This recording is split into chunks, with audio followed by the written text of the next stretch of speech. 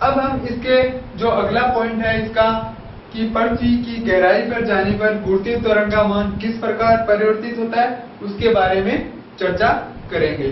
तो इसमें d गहराई पर कोई m द्रव्यमान की कल्पना की और इसकी re माइनस d दूरी पर गुरुत्वीय बल का मान किस प्रकार निर्भर करता है, इसकी त्रिज्या पर किस प्रकार निर्भर करता है, गुरुत्वीय बल पर किस प्रकार निर्भर करता है, इसके बारे में चर्चा करेंगे। और इसका मान भी क्या होगा, ऊंचाई की तरह गुरुत्वीय त्वरण का मान भी क्या होता है, घटता जाता है, लेकिन वो उसके कंपैरिजन में थोड़ा कम होता है।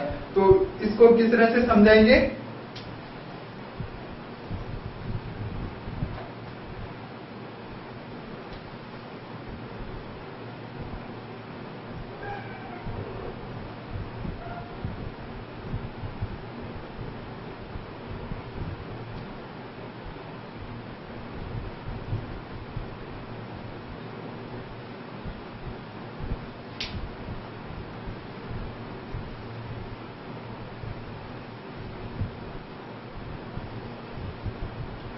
पृथ्वी को हम एक सैद्धांतिक गोले के रूप में मान सकते हैं जिसमें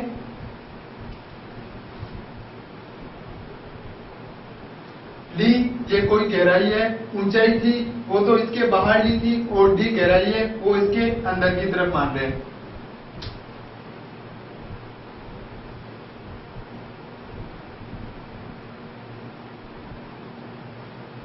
आरी है पृथ्वी की त्रिज्या है,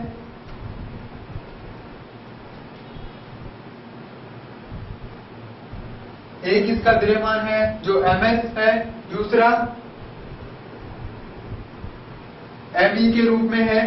तो इसका मान किस प्रकार निर्भर करता है, d गहराई है, d गहराई के अंदर की तरफ हम कोई m द्रव्यमान की कल्पना कर सकते हैं। ये m द्रव्यमान है, इस m द्रव्यमान पर गुरुत्वीय त्वरण का मान किस प्रकार निर्भर करता है इसके बारे में चर्चा करेंगे।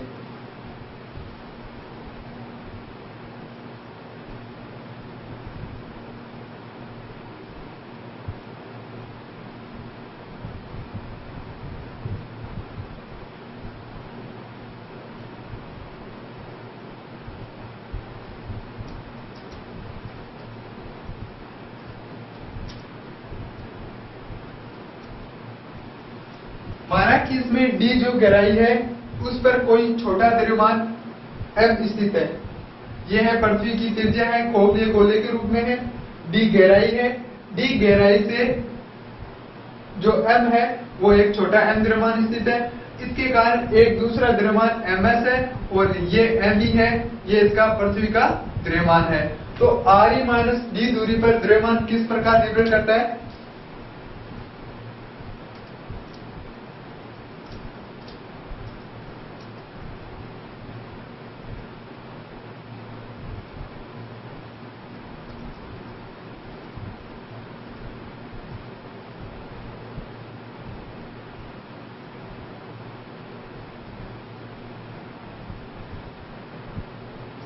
अब जो बल का मान है वो re माइनस d के रूप में किस प्रकार निर्भर करता है इसके बारे में सूत्र व्युत्पन्न करेंगे।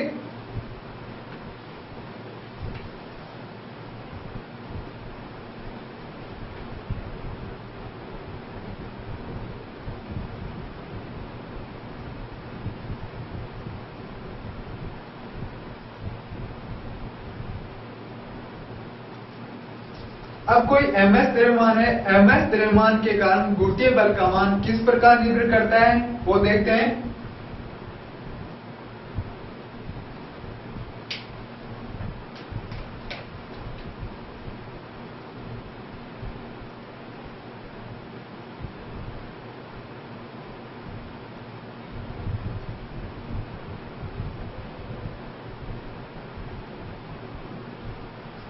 F बराबर गुरुत्वीय बल का मान क्या होता है, F बराबर होता है G ms upon r square. इसको मान लिया मैंने समीकरण 1।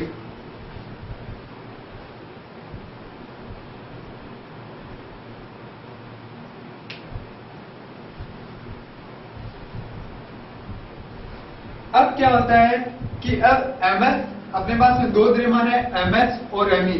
अब इन द्रव्यमान के कारण त्रिज्या का मान किस प्रकार परिवर्तित होता है,